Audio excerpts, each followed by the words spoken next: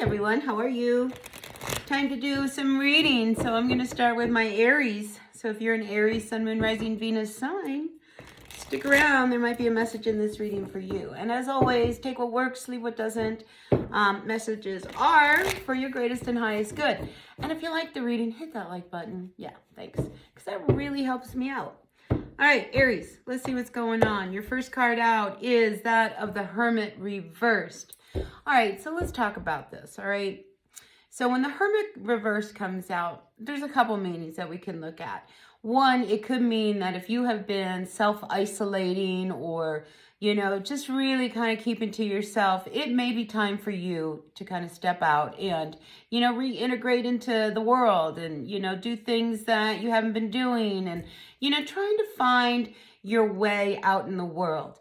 Now, with that being said, I also want to point out that this Hermit, coming up reversed, it's also about knowing who you are, So, if you're really kind of not really sure or you have some insecurities, this Hermit card is really encouraging you to really find that inner self that's really wanting to be tapped in on. And here we do have the card of the Chariot coming up reverse. So these two cards are really talking about, maybe you got to sit with yourself rather than, because it's, the Chariot, sometimes we can run away from situations that, are difficult or we don't really want to face or deal with. And I'm just sensing that with these two cards, Aries, that, you're trying to run away from a situation that you probably are better off just sitting with.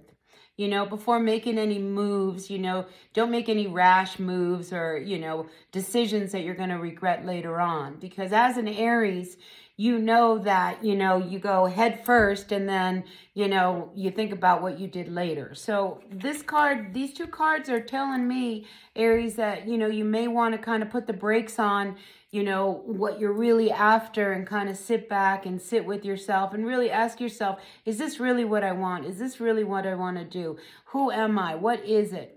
So yeah, for some of you Aries, you might be a little troubled, as far as the direction that you want to be moving in. But these two cards are saying just sit still and kind of sit with it, before making any big decisions.